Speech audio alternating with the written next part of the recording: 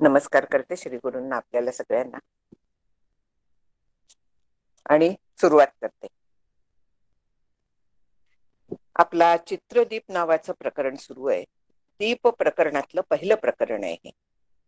आणखीन त्याच्यातनं आपण काल 24 पर्यंत पाहिलं होतं गेल्या आठवड्यात.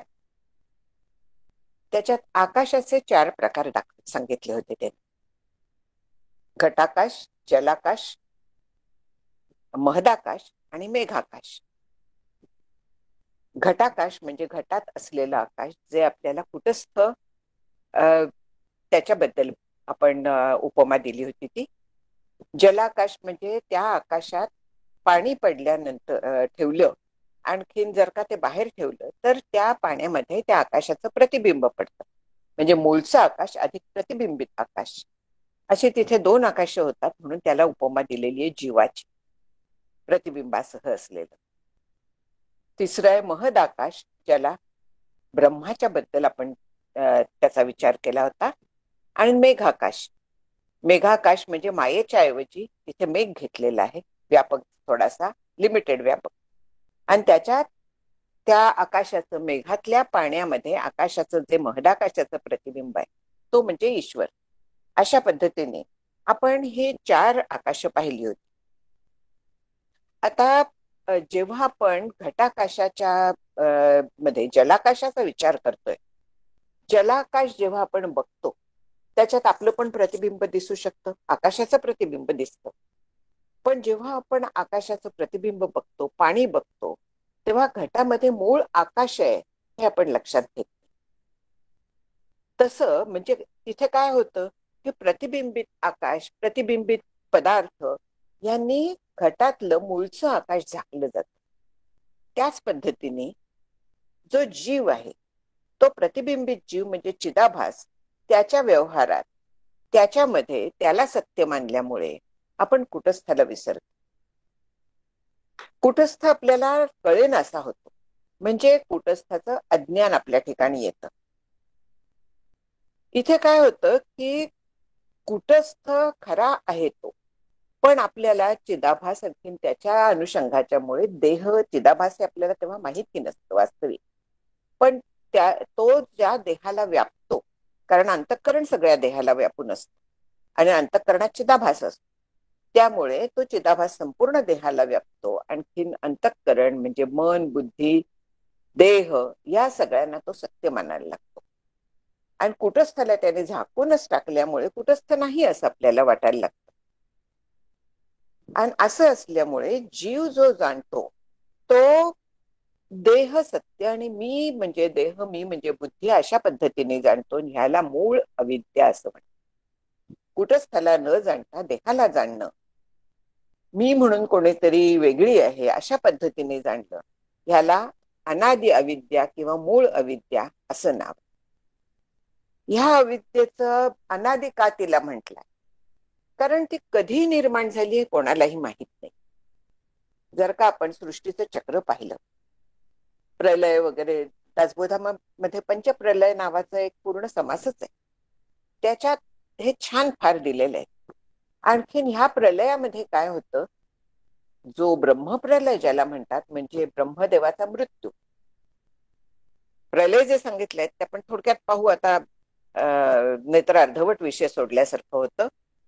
जीवाचे 2 प्रलय, आणखीन ब्रह्माचे म्हणजे जीवाचे म्हणण्यापेक्षा पिंडाचे 2, आणखीन ब्रह्मांडाचे 2, आणि एक 5वा विवेक प्रलय, असे 5 प्रलय त्याच्यात सांगितले. त्याच्यात पिंडाचे 2 म्हणजे आपली झोप आणि आपला मृत्यू, दोन्हीच्या वेळे आपल्याला आपला देह म्हणा किंवा बाकीचं जग म्हणा ह्याचं भान राहत. आणखीन 2 ब्रह्मांडाचे प्रलय म्हणजे ब्रह्मदेवाची झोप आणि ब्रह्मदेवाचा मृत्यू. ब्रह्मदेव जेव्हा झोपतो तेव्हा कल्पांत होतो. जेव्हा पृथ्वी जलामध्ये विरघळते, आणखी सगळीकडे एकार्णव होतं, म्हणजे फक्त पाणीच पाणी होतं, सगळी सृष्टी बाकी जाते. आणखीन जे ब्रह्मदेवाचा मृत्यू म्हटलाय, तर त्यावेळेस पुढे पण जल आहे ते अग्नितत्वात जातं, शोषलं जातं. अग्नीला वायू झडपतो म्हणजे विझवतो. वायू आकाशात विरून जातो, आणखीन आकाश ब्रह्मतत्वात विलीन होऊन जातं, म्हणजे ऍक्च्युली मायेमध्ये विलीन होतं. आणखीन माया हे सगळं बीज रूपाने आपल्यामध्ये घेऊन ब्रह्मामध्ये विलीन होतं. ते अशा पद्धतीने सांगितलंय. आणखीन पुढे परत जेव्हा सृष्टी निर्मितीची वेळ होते, ती कधी होते? सगळ्या जीवांची कर्म जेव्हा आता फळ द्यायला तयार होतात, तर त्यावेळेस पुन्हा सृष्टी निर्मितीची वेळ येते. आणि त्यावेळे पुन्हा माया निर्माण होते. तेव्हा ब्रह्मावरती पुन्हा जाणीव उठते, मी एकटा आहे, मी बहु हवं, ज्याला माया म्हणतात. मग आता विचार करा की हे कधी मूळ पहिलं जग कधी सुरू झालं, हे कोणाला तरी कधीतरी सांगता येणार आहे का? जसं आपलं जन्म आणि मरणाचं सायकल चाललेलं असतं, तसं हे सृष्टीचं पण सायकल चाललेलं असतं. सृष्टीचा प्रलय आणि पुन्हा उद्भव, प्रलय उद्भव. मग पहिलं कुठलं? रहाट गाडगा जो असतो, आपल्याला माहिती आहे रहाट गाडगा, किंवा आपण ह्याची माळ घेऊया, अशा तऱ्हेची, त्याला फासा नाहीये. आता ह्याला फासा नसल्यामुळे जर का मी माळ अशी बघायला गेले, पहिला यातला मणी कधी कुठचा आहे आपल्याला कळणार नाही. मेरुमणी असतो माळेमध्ये आपल्या जपाच्या, म्हणून आपल्याला कळतं पहिला कुठला. पण जर का मेरुमणी नसला, नुसती माळ असली, तर आपल्याला पहिला कुठचा शेवटचा कुठचा कळणारच नाही. ते कंटिन्युअस चाललेलं असतं. तसंच हे चक्र चाललेलं असतं. आणि त्यामुळे अविद्या कधी निर्माण झाली, पहिलं जग कधी निर्माण झालं, हे सांगता येत. आणि हे सांगता येत नसल्यामुळे मायेला अनादी असं म्हणतात. म्हणजे अविद्येला अनादी असं म्हणतात, की ज्याला आदी नाही, ज्याला सुरुवात नाही असं म्हणतात.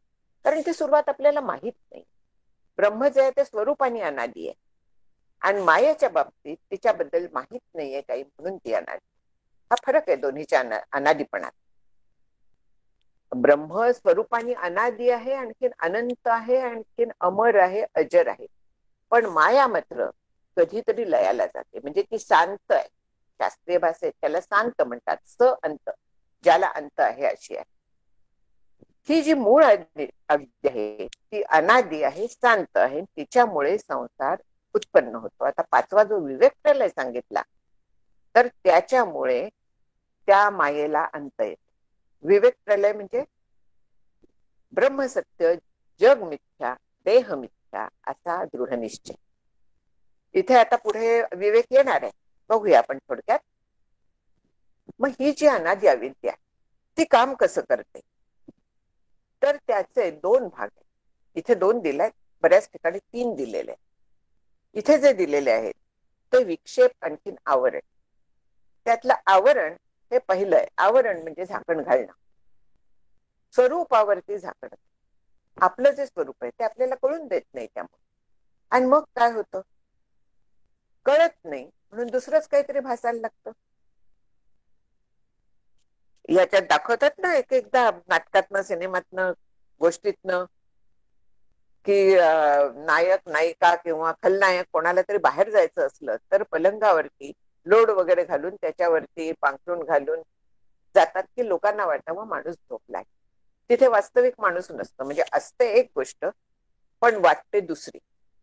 याला विक्षेप असं नाव. आणि विक्षेप हा भ्रम आहे.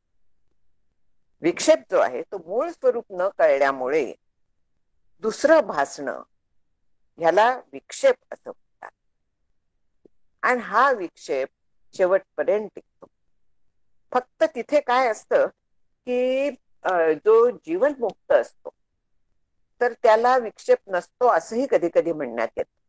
कारण त्याला एकाच्या ऐवजी दुसरं भासत नाही, ह्या दृष्टीने तिथे नसतो विक्षेप असं म्हणण्यात येतं. जे त्याला दिसतं जग सगळं, त्याला जग दिसत नाही असं अजिबात नाही.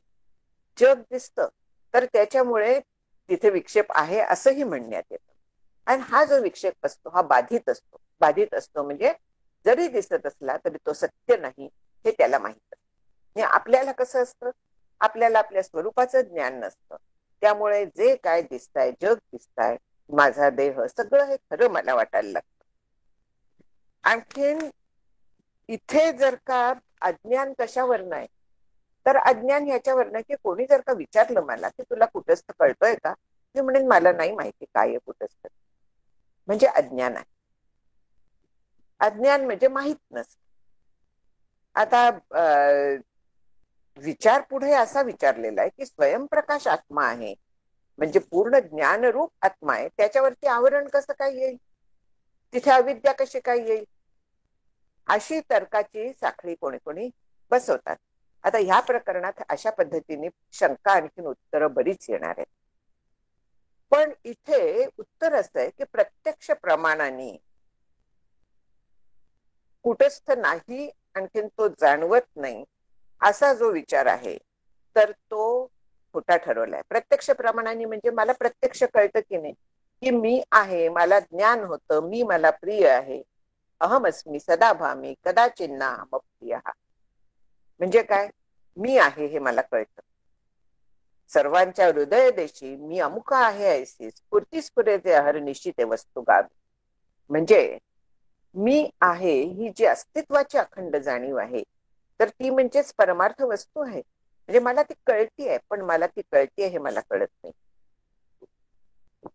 गोंधळ आहे तो हा आहे की हे आविष्कार, मला ज्ञान होत आहे, मला आनंद होतोय, मला मी कळतीये, हे आविष्कार त्या कुटस्थाचे आहेत, त्या आत्मवस्तूचे आहेत, हे मला कळत नाही.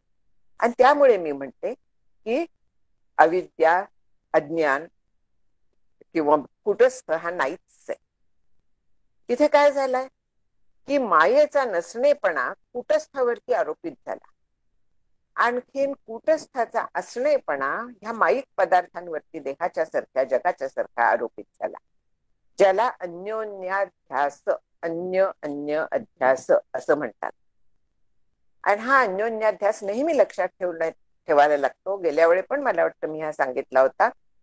कारण जगाचं जे स्पष्टीकरण आहे हे अन्योन्याध्यासासारखं छान दुसऱ्या कशाने येत, म्हणून हा अन्योन्याध्यास आपल्याला लक्षात ठेवायला लागतो. आता जर का हा माझा अनुभव जो आहे की मी मला जाणवते, मी आहे हे मला जाणवत आहे, माझं अस्तित्व जाणवत आहे, म्हणजे मग जो तिथे सत तत्व आहे, मला ज्ञान होत आहे. कुठून ज्ञान होत आहे?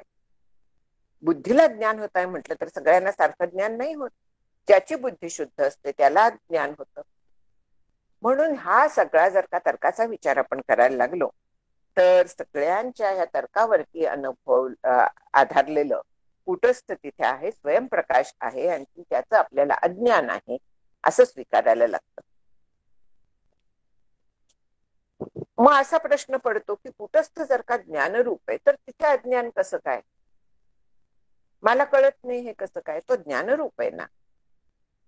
तर त्याला उत्तर दिलेलं आहे की आवरण जे आहे मला कळत नाही त्याच्या कुटस्थ विरोधी नाही. आवरणाच्या विरोधी कोण आहे? विवेक विरोधी आहे, विचार विरोधी, हा त्याच्या विरोधी आहे.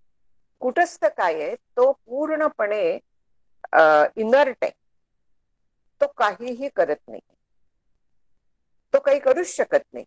त्याला नाही मन, नाही प्राण, नाही बुद्धी, नाही हात, नाही पाय. काय करणार तो? तो केवळ असतो, आणि तो असतो म्हणून बाकी सगळं असतं हे आपण विसरतो, आणि म्हणून तो नाही असं आपल्याला वाटायला लागतं. आणि हा सामान्य जे आहे कुटस्थ, म्हणजे याच्यासाठी मग पुढे एक्सप्लेनेशन दिलेलं आहे की आपल्याला जो अनुभव आहे, आवरण म्हणा आणखीन विक्षेप म्हणा, ते सगळं कुटस्थाच्या विरोधीने. आता विचार केला तर सर्प जो दिसतो आपल्याला रज्जूवर, तर रज्जू सर्पाच्या विरोधी आहे का सर्पाला सहाय्यक आहे? रज्जू आहे म्हणून सर्प दिसतो की नाही. आणखीन सर्प जातो कधी? तर रज्जूच्या ज्ञानाने जातो. म्हणजे कुटस्थ जो आहे तर तो अविद्येच्या विरोधी नाहीये, कुटस्थावरतीच आपल्याला अविद्या भासायला लागते. याचा अर्थ कुटस्थाशिवाय अविद्येला अस्तित्वच नाहीये. पण जसा प्रकाश टाकल्यानंतर रज्जूचं ज्ञान झाल्यावरती सर्प जात, तसाच जेव्हा विवेकाच्या साह्याने ज्ञान आपल्याला होतं की मी म्हणजे कुटस्थ आहे, ते ब्रह्मतत्व मी आहे, तर त्यावेळेस हे जे आवरण असतं ते नष्ट होतं गुरुकृपेने, आणि विक्षेप जो आहे तो बाधित होतो. विक्षेप जात नाही, पण तो बाधित होतो. त्याच्यासाठी तो गेल्यात जमाय असं म्हणायला हरकत नसते. कारण मृगजळ पाहिल्यानंतर जेव्हा ते खोटं आहे आपल्याला कळतं, तर त्यावेळेस ते असून नसल्यासारखं असतं. तसं जीवनमुक्तासाठी हे जग जे आहे ते असून नसल्यासारखं असतं. अविद्येच्या प्रभावामुळे काय होतं, तर त्या कुटस्थावरती स्थूल आणि सूक्ष्म ह्या दोन्ही देहांचा अध्यास होतो. मी रूपाने कुटस्थाचं अस्तित्व आपल्याला कळतं. आता इथे आणखीन एक विचार थोडासा जो आहे, तर ते सामान्य जे ज्ञान आहे कुटस्थाचं ते सहाय्यक आहे, आणि विशेष ज्ञान जे आहे तर ते कुटस्थाचा बाध करणार आहे. बरोबर आहे.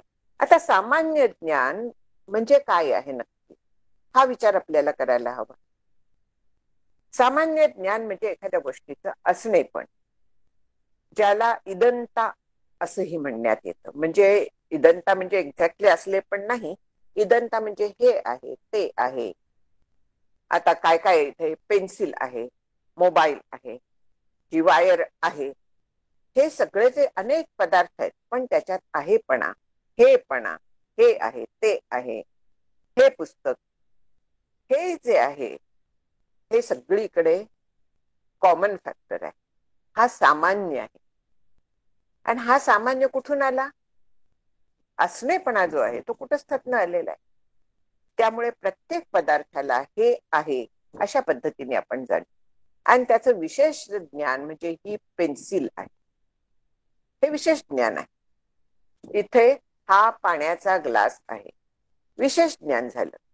केवळ हे आहे हे त्या कुटस्थाच्या किंवा ब्रह्माच्या अधिष्ठानावरती. केवळ मी आहे हा विचार त्या कुटस्थाच्या अधिष्ठानावरती आहे. म्हणून इदमता, आणि तो जो मगाशी रज्जू सर्प म्हटला, तर रज्जूचा हेपणा, ही रज्जू, त्याच्याऐवजी हा सर्प असा झाला.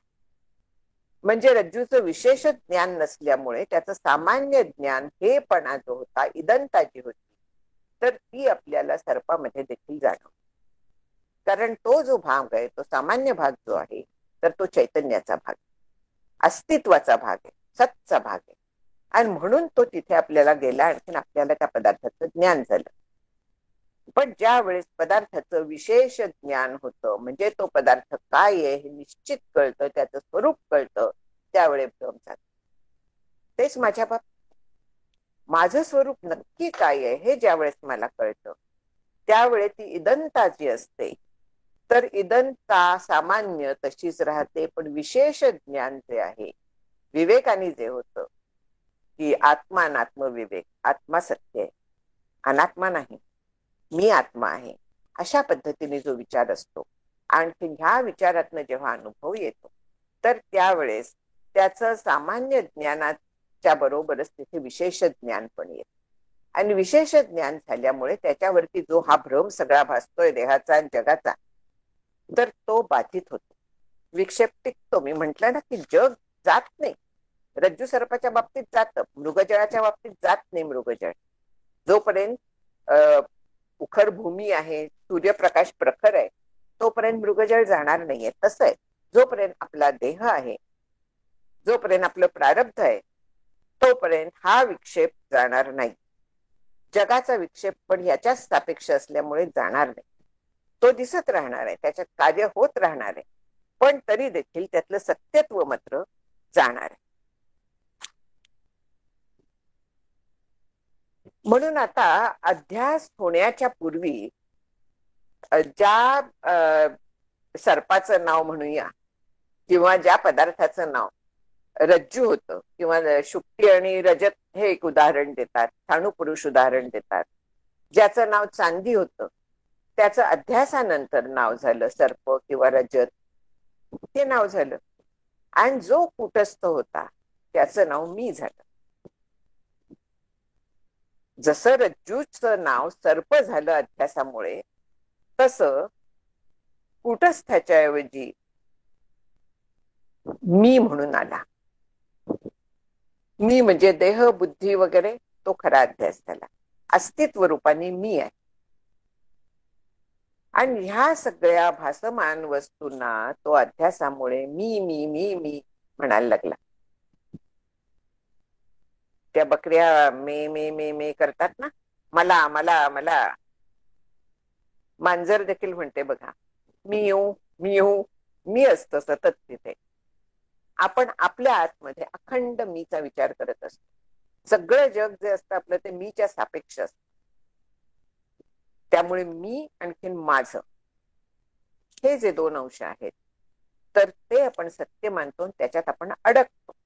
जसं ते घटामध्ये प्रतिबिंबित आकाश पाहिल्यामुळे मूळचं आकाश आपण विसरतो, तसं ह्या गोष्टींनी आपण मूळ विसरतो. आणखीन मी आहे असं आपण मग त्या अध्यासामुळे समजतो. मग आता इथे 37व्या श्लोकात आणखीन एक विचार आलेला आहे. तिथे आलेला आहे की श्लोक असा आहे की इदमंशं स्वतः पश्यन् रूप्यमित्यभिमन्यते तथा स्वंच स्वतः पश्यन् हमत त्या अभिमन्यते. म्हणजे काय? स्वंच स्वतः पश्यन् म्हणजे स्वतःच स्वतःला पाहणारा. म्हणजे काय आहे? आपणच आपल्याला पाहावा. समर्थांचं पाहावे आपण असे आपण या नाव ज्ञान, असा इथे प्रश्न नाहीये. इथे जो प्रश्न आहे तर तो असा आहे की स्वयं आणि अहम हे जे दोन शब्द आहेत, मी स्वतः मराठीत, तर ते दोन्ही एकाच अर्थाचे नाहीत का? मग त्याच्यात दृष्टांत आणि दार्ष्टांत असा फरक का आहे? दृष्टांत कुठला होता? इदम अंश पाहणारा ती चांदी आहे समजतो. तसं कुटस्थाच्या ऐवजी मी आहे असं मी आपणच आपल्याला मानतो. इथे आपणच मी आपल्याला, हे दोन आले ना. मग एकाच वाक्यात एका अर्थी दोन शब्द कसे काय येतात? Not allowed. एकाच वाक्यात पुष्प आणि फूल असे दोन्ही मी वापरू शकते का? एका वाक्यात नाही येत ते दोन्ही. हे पुष्प, हे फूल, हे मी आणलं असं नाही आपण म्हणू शकत. हे फूल मी आणलं म्हणतो किंवा हे पुष्प मी आणलं म्हणतो. तर म्हणून अशी शंका आलेली आहे की स्वयं आणि अहम हे दोन्ही शब्द एकाच अर्थाचे आहेत. मग त्याच्यात एकाला दृष्टांत आणि एकाला दार्ष्टांत असं का बरं? त्याला उत्तर दिलेलं आहे इथे की स्वयं आहे ते सामान्य आहे आणि अहम आहे हा अहंकाराला धरून आहे, तो विशेष आहे. सामान्य अंश जो आहे तो वेगळा आहे, अहम हा विशेष अंश दोन्ही वेगळा आहे. दोन्ही एका वेळी एका ठिकाणी राहू शकतात. उदाहरणार्थ मी स्वतः जाते म्हणजे इथे मी स्वतः, तू स्वतः हे जे आहे किंवा घट स्वतः काही पाहू शकत नाही. म्हणजे अचेतनाच्या बाबतीत पण आलं तेच. स्वतः शब्द हा तू, मी, घट सगळ्यात कॉमन आहे, सगळ्यात सामान्य आहे, म्हणजे तो वेगळा आहे. आणखीन मग हा घट, तुम्ही, मी स्वतः म्हणण्यात मी वेगळी, आणखीन स्वतः सामान्य आहे सगळ्यात. स्वतः जो आहे तर तो कुटस्थाचा आविष्कार आहे, मी हा अहंकाराचा आहे. त्यामुळे अशा पद्धतीने आपण वाक्य प्रयोग करतो. इदंता जी असते परत ती चाललं की इदंता म्हणजे हेपणा, म्हणजे अस्तित्व. ते जसं सगळीकडे जातं तर तसंच हे सामान्य रूप म्हणजे हा कुटस्थाचा आविष्कार. जसा आहेपणा हा सत्चा आहे, तसाच त्याच सत्चा मी असणं, स्वतः स्वयं, हा त्याचा आविष्कार आहे. म्हणजे म्हणून मी आहे ऐसी वृत्ती स्फुरे जे अहर्निश. माझ्या अस्तित्वाची मला जाणीव, आणि ही अस्तित्वाची जाणीव ही कुटस्थात नाही. पण त्याच्यावरती मी अमुक आहे, मी तमुक आहे, हे जे विशेष असतात तर ते अध्यासिक असतात. ते देहाला धरून असतात, परिस्थितीला धरून असतात. ह्या सगळ्या गोष्टींना धरून असलेले जे विशेष आहेत ते अहंकाराचे आहेत, ते अध्यासिक आहेत, ते सत्य नाही. म्हणून हे जे सिद्ध झालेलं आहे तर इथे पुढे म्हटलंय की ह्या दोन्हीतला ठीक आहे, एक सामान्य आणखीन एक विशेष आहे. पण स्वयं शब्दांनी कुटस्थाहून वेगळ्या गोष्टी दूर सारल्या जातात, पण त्याचा काय उपयोग आहे मोठ्याचा? त्याच्यावरती उत्तर दिलाय की स्वयं म्हटल्यानंतर त्या व्यतिरिक्त जे आहे, स्वयं सगळीकडे कॉमन आहे, सगळीकडे ते आहे, त्या गोष्टी दूर सारल्यानंतर केवळ तोच एक उरतो. हा मोठा फायदा झाला की नाही? ह्याला व्यतिरेक म्हणजे स्वयं व्यतिरिक्त. स्वयं कोण आहे? माणूस आहे, अमुक आहे, तमुक आहे, हे बाकी विशेष जे आहेत, जसं इदम हे पुस्तक, हा ग्लास, हे सगळं हे त्यातलं ठेवून बाकी विशेष जेव्हा बाजूला टाकतो आपण, तेव्हा त्यातलं अस्तित्व होतं. आणि हा अशा विचाराचा उपयोग आहे. हे बाजूला टाकणं जे आहे त्याला व्यतिरेक असं.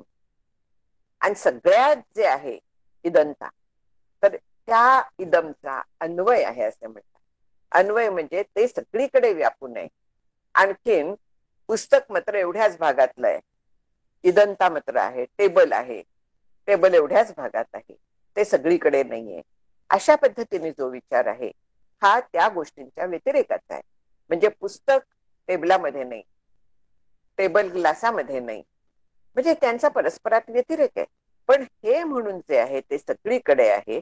आणि तसं मी स्वतः हे म्हणायला कुठेही अडचण नाहीये, कारण स्वतः शब्द हा कॉमन आहे, हा कुटस्थाचा किंवा आत्म्याचा वाचक आहे, तो अधिष्ठान आहे. आणखी त्याच्यावरती जो माझे विशेष सगळे आहेत तर ते अध्यस्त आहे. आणि अचेतनाच्या बाबतीत पण तो का वापरला जातो? कारण अचेतनाला पण अधिष्ठान जे आहे तर ते चैतन्याच आहे, म्हणजे ब्रह्मतत्वाचं आहे. तसं म्हटलं तर बुद्धी देह सुद्धा जडच आहेत ना, पण तरी देखील आतमध्ये चिदाभास असल्यामुळे आपल्याला ते चेतन वाटतात. पण तरी देखील त्यांना हे म्हणून अस्तित्व आहे ज्याला आपण स्वतः म्हणतो. आणि हे स्वतः म्हणत असल्यामुळे त्यांचं अस्तित्व जे आहे, जे कॉमन फॅक्टर आहे, तो ब्रह्मावरचा आहे. आणखी बाकीचं सगळं अध्यस्त आहे, हे पक्क लक्षात ठेवायचं. जड पदार्थात पण आत्मतत्व म्हणजे ब्रह्मतत्व मानायला लागतं, कारण जड पदार्थ दिसतो. जिथे काहीही दिसतं, जिथे काही ज्ञान होतं, जिथे काही अस्तित्व असतं, त्याच्या मागचं ब्रह्मतत्व बघायचं असतं. जसं उदाहरण देतात ते बऱ्याच वेळा प्रेताचं देतात. कितीही चांगलं नसलं तरी ते पटकन पटण्यातलं आहे. कारण माणूस हिंडता फिरता आत्ता होता आत्ता गेला हो, अशा तऱ्हेने आपण म्हणतो. आत्ता बोलत होता, आज सकाळी मला भेटला होता ना, आणि तुम्ही म्हणताय नाही म्हणून. आणि त्याच्या घरी आपण जातो, बघतो तो झोपलेला असतो, जमिनीवर झोपवलेला असतो त्याला, पण तरी देखील तो गेलाय असंच आपण. कोण जातं त्यात? देह तर आहे. म्हणजे आपल्यालाही माहिती आहे की देह सोडून चैतन्य जातं, काहीतरी वेगळं जातं.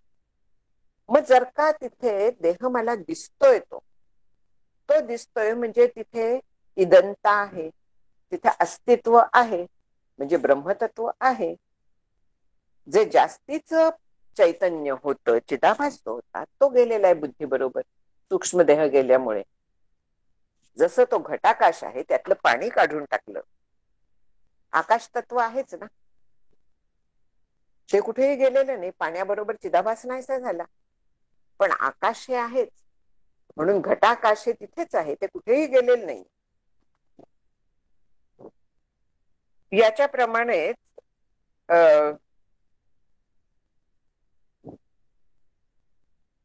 तिथे आणखीन एक अशाच पद्धतीची विचारली की जसं तू मी वगैरे स्वत्व म्हणजे आत्मत्व स्वतः आहे, तसंच तो हा वगैरेंमध्ये पण असलं पाहिजे, कारण ते शब्द पण सामान्यातनं वापरलेच जातात. तिथे सांगितलंय की तत्ता म्हणजे तेपणा, हेपणा, हे जे आहे हे सामान्य आहे, ते आत्मत्वात येतात. पण म्हणून चांगलं आहे वगैरे हे ते विशेष आहे, ते आत्मत्वात येत, ते वेगळे आहे. आणखीन ह्या ज्या सगळ्या बाकीच्या आहेत तर त्या विरुद्ध अर्थाने वापरल्या जातात. म्हणून तिथे आपण फारसा विचार करायचा नाही. आपण मुख्य जो पाहायचा आहे तर तो चिदाभास हा कुटस्थावरती भासमान आहे आणि त्या चिदाभासामुळे त्या घटाकाशासारखं आणि जलाकाशासारखं तिथे आपल्याला जीवत्व आहे हे लक्षात घ्यायचं.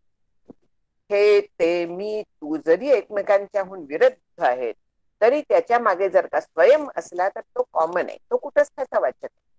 पण तू वेगळा आहे आणखी मी वेगळा आहे. मी स्वतः तू स्वतः स्वतः जे आहे ते कॉमन फॅक्टर आहे, पण मी आणि तू मात्र एकमेकांच्या वेगळे आहे, विरुद्ध आहेत.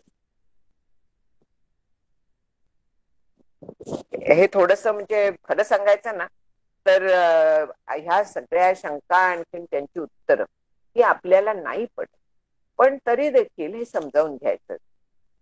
मी श्री गुरूंना विचारलं होतं की हे बायपास केलेलं चालेल का सगळं, ह्या ज्या शंका आणखीन उत्तरं सगळी आहेत तर ती सगळी घ्यायची का नाही. ते म्हणाले सगळी घ्यायची, कारण आपण ग्रंथाचा अभ्यास करतो, सम्यक अभ्यास आहे. म्हणजे ग्रंथाच्या जे विषय आलेले आहेत त्या सगळ्याचा आपण अभ्यास करतो आणि सगळ्याचा अभ्यास करत असल्यामुळे त्याच्यात हे जे खंडन मंडन केलेलं आहे ते देखील आपल्याला घ्यायचं आहे. फक्त एक लक्षात ठेवायचं की ह्याचा कीस पाडायचा नाही, कारण हे समजावून घ्यायचं. समजून काय घ्यायचं इथे की सगळीकडे आत्मतत्व भरलेलं, माझ्यात तुझ्यात स्वतः म्हणण्यात ह्याच्यात आत्मतत्व भरलेलं आहे. अचेतनात हे आत्मतत्व आहे जे इदंतेनी स्पष्ट होत. ब्रह्मतत्व म्हणा आत्मतत्व म्हणा दोन्ही एकच आहे. आणि बाकीचं जे आहे तर ते अध्यासिक आहे, हे या सगळ्यातनं स्पष्ट करायचं. आणि त्याच्यावरती मग हे कसं ते कसं अशा पद्धतीने पूर्वपक्षाने शंका विचारल्या. आपण त्यातलं सार घ्यायचं आणि बाकीचं हे सगळं नंतर विसरायचं, आधी समजावून घ्यायचं मात्र. कारण त्याचा आपल्याला चिंतनाला उपयोग होतो की हे ज्या अर्थी म्हणतोय त्या अर्थी तिथे मागे ब्रह्मतत्व. अशा पद्धतीने आपल्यालाच त्याचा उपयोग करून घेता येतो. आणि हा जो उपयोग आहे हा करून घेणं हा या चर्चेचा ही जी आतापर्यंत चाललेली आहे आपल्याला तर त्याचा हा उद्देश आहे. आता इथे जे म्हटलंय पुढे 51च्या ह्याच्यात की जीव आणि कुटस्थ हा भेद सगळ्यांना कळत नाही. याला कारण काय आहे तर चांदीपणा किंवा सर्पपणा आणखीन इदंता हे दोन्ही एकरूपच झालेले आहेत, त्यामुळे तो फरक कळत नाही. तसा अहंता आणि स्वतः स्वत्व हे देखील फरक स्पष्ट असून एकरूप, आणि त्यामुळे मोहित झालेले जीव त्यांचा ऐक्य मानायला लागले. आता हा जो अध्यास आहे दोन वस्तू भिन्न असताना आपण एक समजायला लागलो त्याला तादात्म्याध्यास असं म्हणतात. म्हणजे शिंपली आणखीन चांदी वेगळ्या असून ते आपण एक समजायला लागलो, आपण चांदीच्या ऐवजी शिंपली समजायला लागलो. तसं देह आणखीन कुटस्थ वेगळे आहे तरी आपण त्यांना एकरूप समजायला लागलो. सगळे देहाचे धर्म आपण आत्म्यावरती लादायला लागलो. अविद्या निवृत्तीनंतर देह निवृत्त होत नाही, ते आपण पाहिलं. प्रारब्ध असेपर्यंत विक्षेप हा राहतो. अविद्या ह्या कारणाने जरी आवरण आणखीन अध्यास झाला. इथे एक वेगळा मुद्दा दिलेला आहे 53व्या श्लोकात की अविद्येचं आवरण आणखीन तादात्म्य जे आहे की हे देह म्हणजे मी हे तादात्म्य जे आहे यांचा ज्ञानाने नाश होतो. पण विक्षेपाला अविद्याच्या बरोबर प्रारब्ध कर्म पण आहे. देह जन्माला आला ह्याला कारण काय आहे? प्रारब्ध आहे. प्रारब्ध म्हणजे काय तर आपलं जे संचित कर्म होतं, कर्माचा जो साठा होता, तर त्याच्यातलं आत्ता भोग घ्यायला योग्य अशी जी कर्म होती तेवढी काढली, त्याला योग्य असा देह आपल्याला मिळालाय. म्हणून ती कर्म संपेपर्यंत ती बाहेर काढलेली आहेत. ज्ञानाग्नी सर्व कर्माने भस्मसात पुरवते, बरोबर आहे. ज्ञान झाल्यानंतर सर्व कर्म जातात म्हणजे काय होतं? संचित जळून जातं. क्रियमान पूर्णपणे मी करत नाही ह्या बुद्धीने केल्यामुळे त्याचा लेप लागत नाही. पण प्रारब्ध कर्म मात्र देह टिकवून ठेवायला कारणीभूत असते. त्याच्यामुळे देह टिकतो, त्याच्यामुळे देहाला भोग होतात. हे सगळं त्या प्रारब्धाच्यामुळे होतं. आणि विक्षेप उरायला कारण जे आहे ते अविद्येच्या बरोबर आहे. आवरणाच्यामुळे पाहिलं आपण, अविद्येच्यामुळे आवरण आणखी विक्षेप होतात म्हणून. तर आवरण गेलं तरी प्रारब्धामुळे विक्षेप राहतो. आणि विक्षेप राहिल्यामुळे पूर्णपणे आपण जग सगळं बघतो. इथे आता एक शंका विचारली की अविद्या हे विक्षेपाचं उपादान कारण. बरोबर आहे. अध्यासाचं म्हणा किंवा उपादान कारण म्हणजे काय, आपण पाहिलं होतं की ज्याचा कार्यात प्रवेश असतो ज्याच्यापासून कार्य राहत नाही. म्हणजे ज्याचं कार्य बनतं, म्हणजे मातीचा घट बनतो, माती काढली तर घट राहणार नाही, म्हणजे माती हे उपादान कारण आहे घटाचं. तसं अविद्या ही जी आहे तमः प्रधान प्रकृती असं त्याला दुसरं म्हणायचं, तर ती जी आहे तर ती उपादान कारण आहे विक्षेपाचं. म्हणजे हे जे सगळं विश्व आहे तर ह्याचं कसलं बनलेलं आहे ते तमः प्रधान मायेचं बनलं. तमः प्रधान माया म्हणजे काय, आता हे परत आपण मागे जायला हवं थोडस. सृष्टी जेव्हा उत्पन्न झाली तर त्यावेळेस त्यातल्या 3 गुण जेव्हा निर्माण झाले, आपण त्याच्या आधीच जाऊन द्या, 3 गुण जेव्हा निर्माण झाले तर त्याच्यानंतर त्यातल्या सत्वांशापासून सगळ्याच्या आपलं अंतःकरण ज्ञानेंद्रिय वगैरे झालं, रजगुणांच्या अंशापासून प्राणपंचक कर्मेंद्रिय पंचक वगैरे झालं, आणि तमोगुणाच्या अंशापासून संपूर्ण जड जग निर्माण झालं. तमोगुणाचं असल्यामुळे हे जड आहे, म्हणजे ते स्वतःला जाणत नाही, इतरांना जाणत. हे असं जड आहे ते, आणि ते त्याचं बनलेलं आहे एवढं लक्षात घ्या. अविद्या नाहीशी झाल्यानंतर ते जायला हवेत वास्तविक, पण मग विक्षेप कसा काय राहतो असा प्रश्न आहे. त्याला उत्तर आहे की सुंभ जळला तरी पीळ दिसतो की नाही, किंवा पंखा आता वरती फिरतोय दिसतोय आपल्याला सगळ्यांना, बटन मी बंद करायला सांगेल. म्हणजे वीज जरी गेली, कारण जरी गेलं पंखा फिरण्याचं, तरी पंखा थोडा वेळ फिरत राहणार आहे, त्याला गती दिली आहे तोपर्यंत. तशी प्रारब्धाची गती जोपर्यंत आहे, जोपर्यंत ते शिल्लक आहे तोपर्यंत देह काम करत राहत, जरी त्याचं कारण गेलं तरी.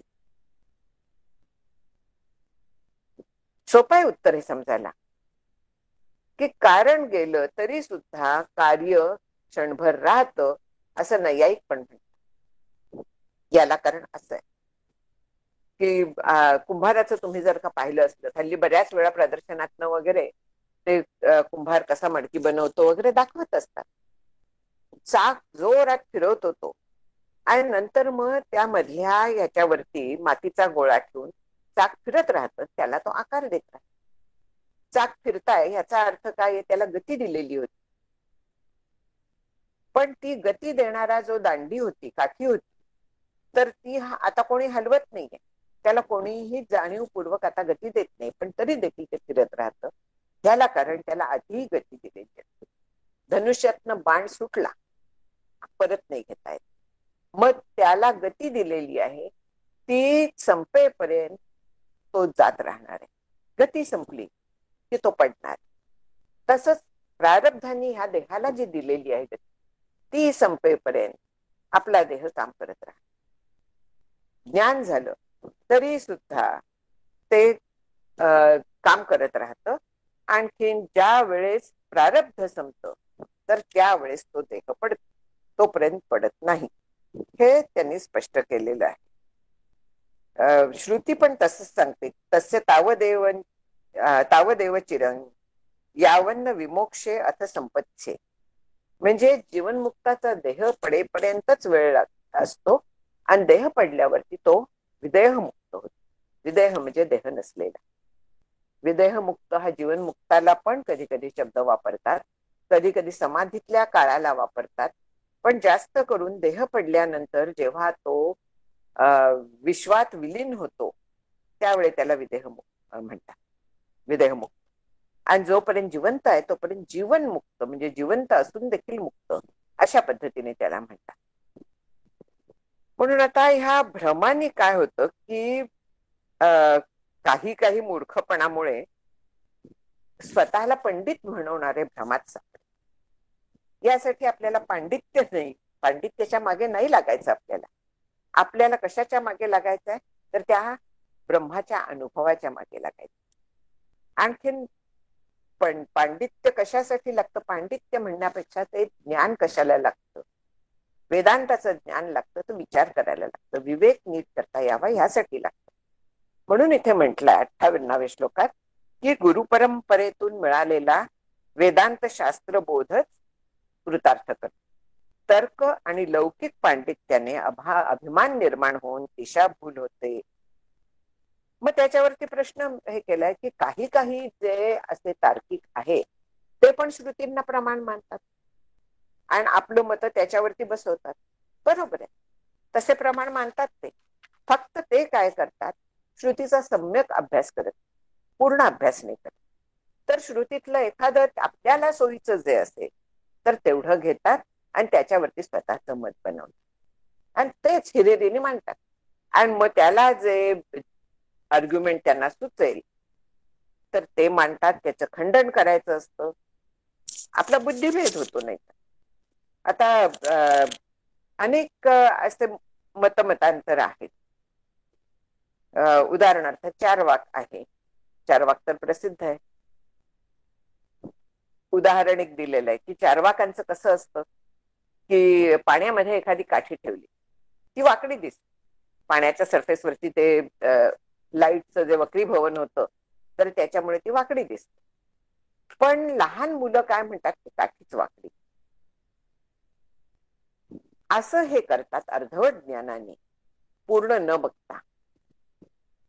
स्वतःला जे वाटेल योग्य तर तेच स्वीकारतात.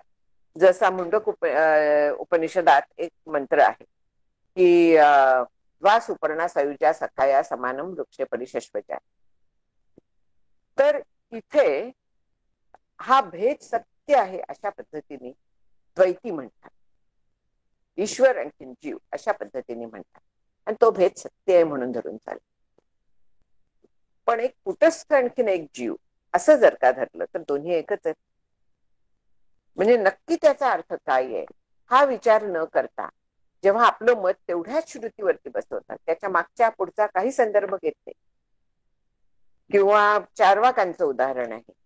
प्रजापतीकडे शिकायला गेले इंद्र आणखीन विरोचन. विरोचन म्हणजे ह्याचा प्रल्हादाचा मुलगा, राक्षसांचा राजा, आणि इंद्र देवांचा राजा. दोघंही गेले कारण दोघांनाही असं कळलं होतं की ब्रह्म कळल्यानंतर जे काय जगात आहे ते सगळं मिळाल्यासारखं होतं.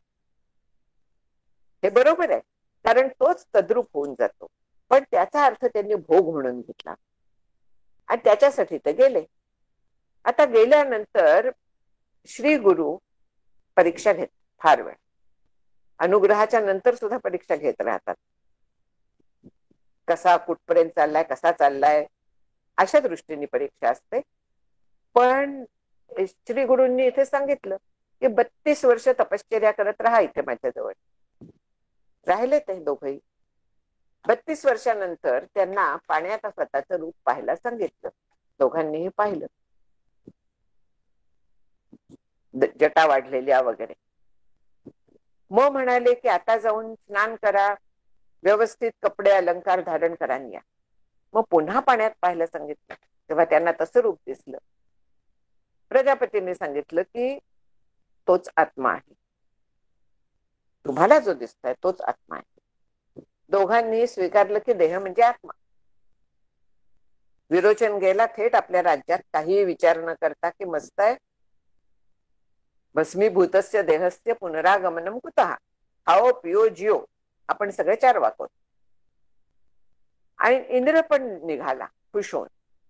पण मग त्याला प्रश्न पडला की जर का सगळं मिळाल्यासारखं होतं, आत्मा अजर आहे, अमर आहे, निराकार आहे आणि देह तर साकार आहे, मरणारा आहे. मग देह आत्मा कसा असेल? तो परत गेला. इथे श्री गुरूंनी जो लायक शिष्य असतो तर परीक्षा घेतल्यासारखं केलं. जो अधिकारी नव्हता तो तेवढ्यावरती समाधान पाहून गेला, म्हणून गुरु विचारल्याशिवाय कधी सांगत. इंद्राने पुन्हा विचार, आणि मग एक एक प्राणमय कोश, अन्नमय कोश, आपलं हे अन्नमय आधी झालं, मग प्राणमय, मनोमय वगैरे एक एक एक एक कोश करत तो तू असं ते सांगत गेले.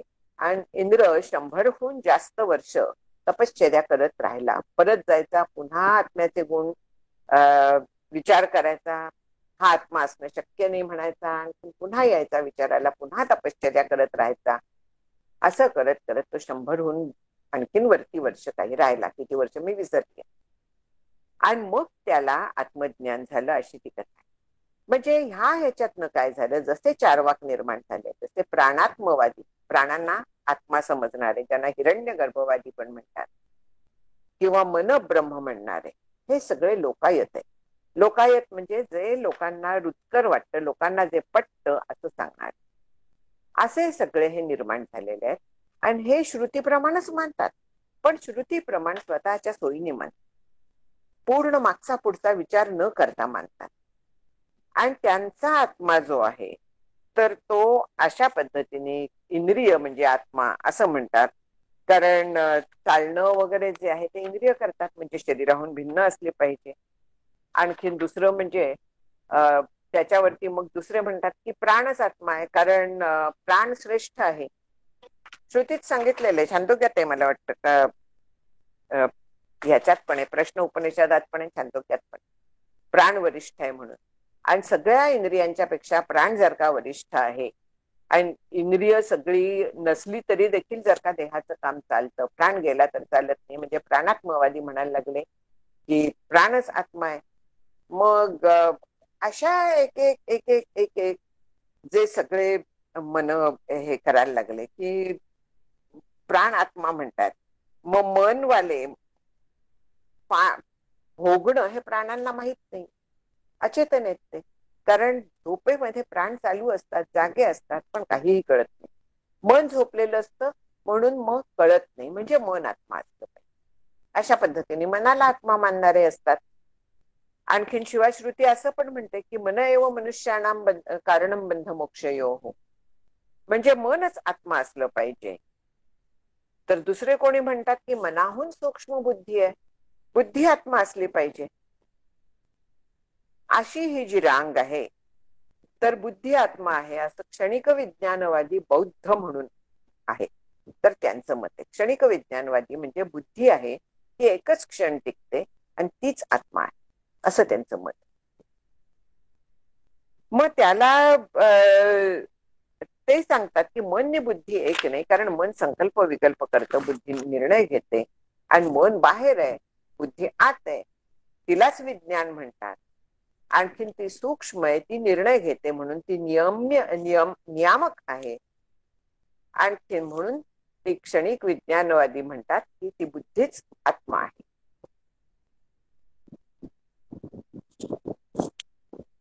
अशा पद्धतीने हे एक एक एक एक जेव्हा जातात सगळे, प्रत्येक क्षणाला अहमरूपी बुद्धी निर्माण होते, एक क्षण टिकते, पुढल्या क्षणाला जाते, त्या क्षणाला दुसरी बुद्धी उत्पन्न होते, ती एक क्षण टिकते, परत जाते, अशी ती माळच्या माळ आहे असं ते म्हणतात.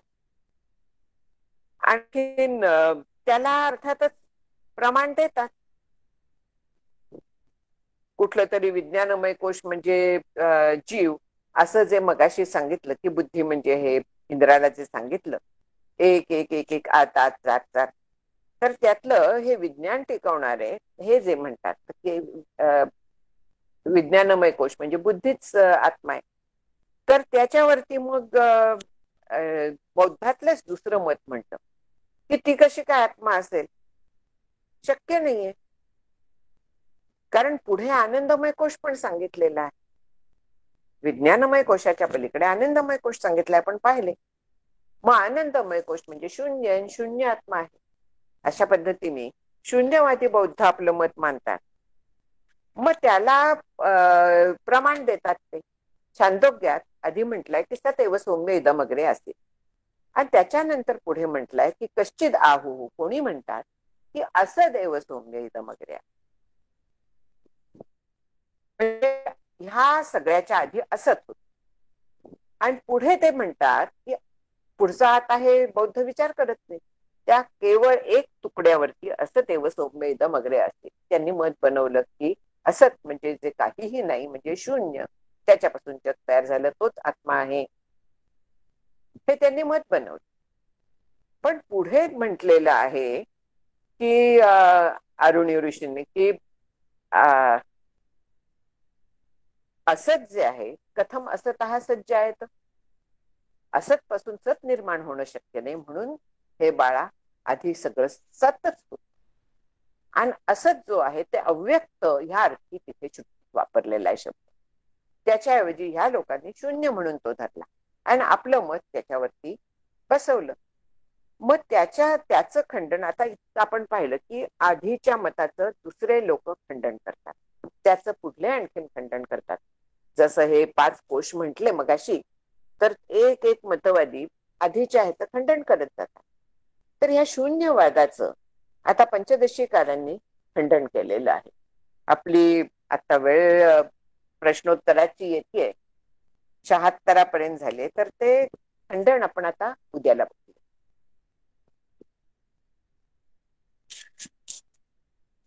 काही प्रश्न असले तर विचारा.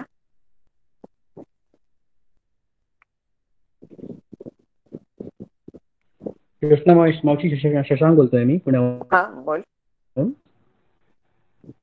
येणारा प्रश्न असा होता की काकांची काकांनी समाधी या शब्दाचा पुल्लिंगी उच्चार केलाय, म्हणजे तो हो समाधी असं म्हटलंय.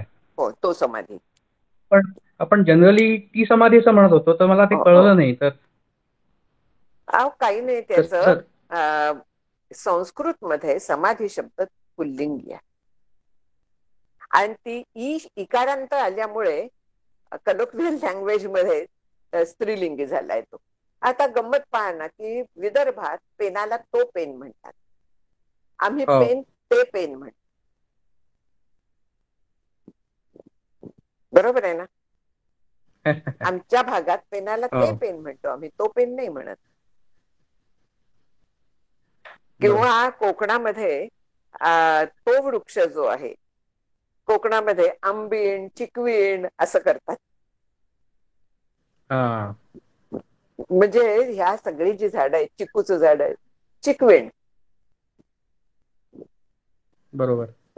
म्हणजे हे महत्वाचं नाहीये. हो, ते तर बरोबर आहे, म्हणजे विचारायला नाही पाहिजे, पण हो बरोबर, आता नाही नाही, विचारायला हरकत काही नाहीये. पण हे हो, असं बरोबर. सगळे, जसं परोक्ष अपरोक्ष वेगळं झालेलं आहे मराठीत. संस्कृत मध्ये जे आहे पर अक्ष म्हणजे डोळ्यांच्या पलीकडलं, म्हणजे डोळ्यांना न दिसणारं. अपरोक्ष म्हणजे जे प्रत्यक्ष आहे ते. त्याच्याऐवजी मराठीत अपरोक्ष शब्द माझ्या मागे अशा अर्थाने आपण वापरतो. हम्म, ते हम्म. जसं उलट सुलट झालंय तसंच हे पण होतं. बरोबर. ठीक आहे.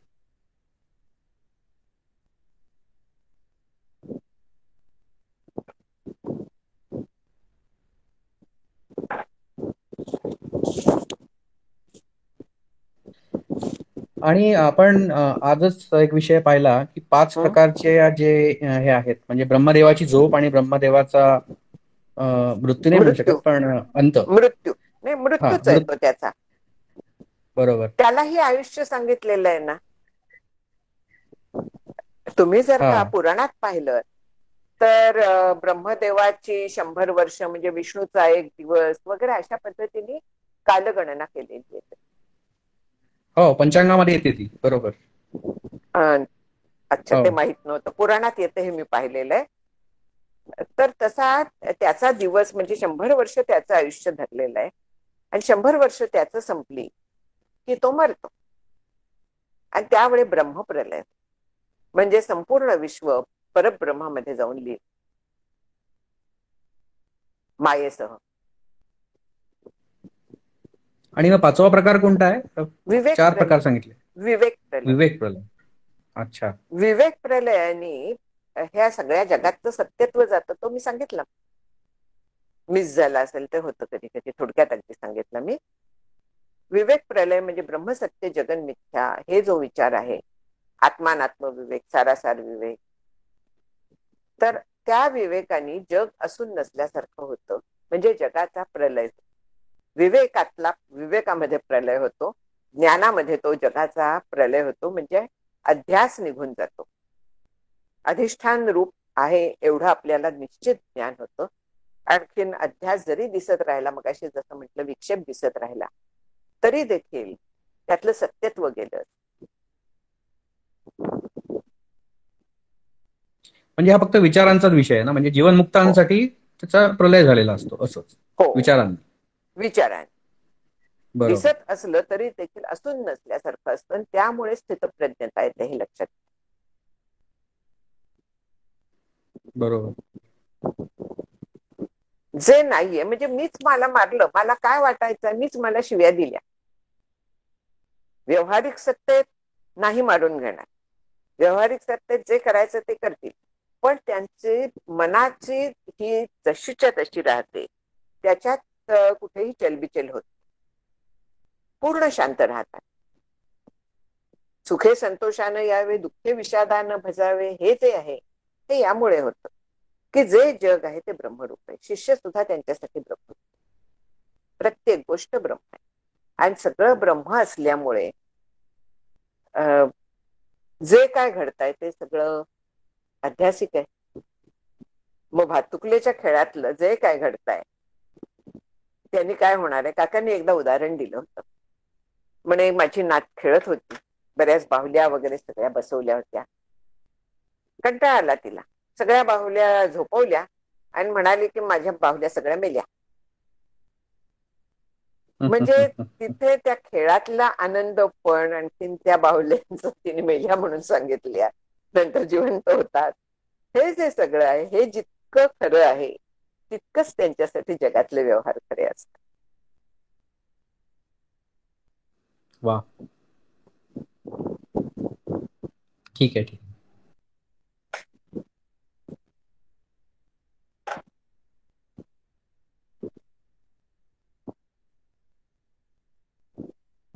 कोणाचा आहे आणखीन काही प्रश्न का थांबायचं?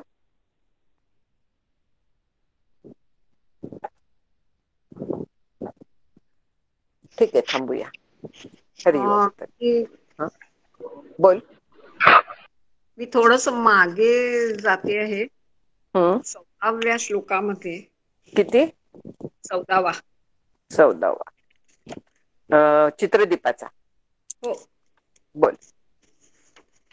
परमात्मावशेष असा शब्द आलाय तिथे. हो, तो निश्चय जो आहे त्याला परमात्मावशेष म्हणतात.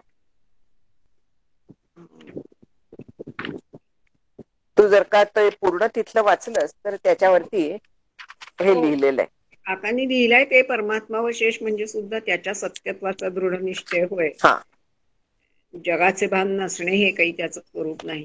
नाही, परमात्मा अवशेष म्हणजे केवळ परमात्मा उरतो हा निश्चय आहे. केवळ परमात्मा, दुसरं काही नाहीये जगात. जे आहे ते माईक आहे. हे जे आहे बाध जो केलेला आहे म्हणजे परमात्मा अवशेष. मला ते आर्या आठवली. स्थिरचर व्यापुना अवघा तो परमात्मा दशांगुळे उरला. तो म्हणजे ते याच्याशी पूरक ठरत का ही आर्या? हा व्यतिरेक आहे. परमात्मा अवशेष म्हणजे जगाचा व्यतिरेक केलेला आहे. आणि तू जे म्हणालीस तो अन्वय आहे. सांगते त्याच्यामध्ये अन्वय आहे. राईट राईट, अगदी बरोबर, पटलं. येस.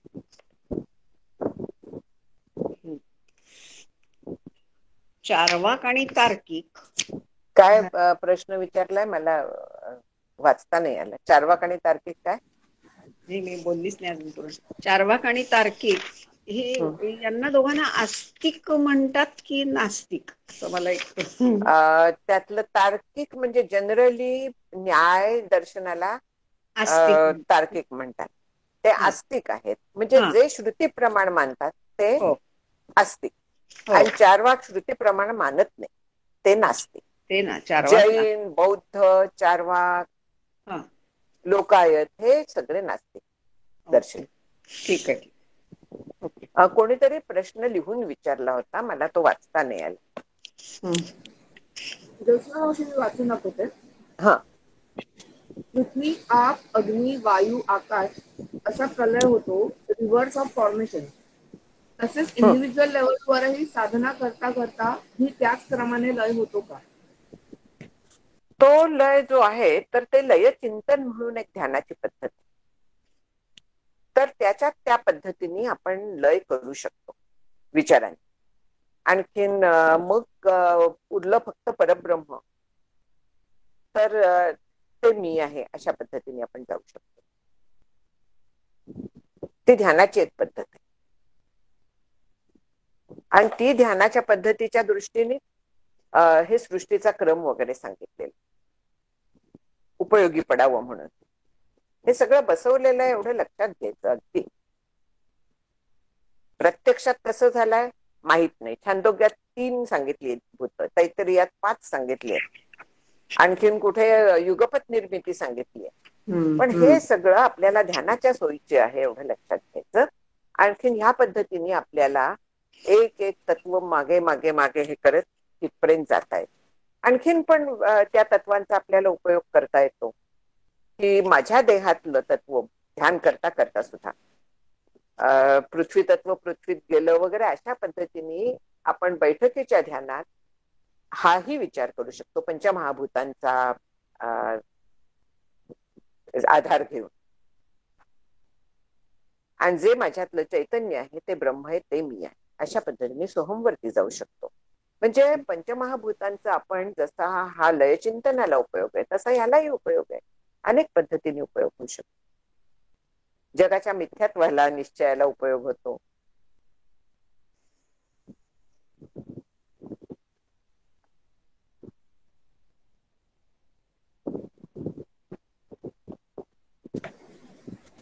ओके, त्यांनी धन्यवाद म्हणून सांगितलं.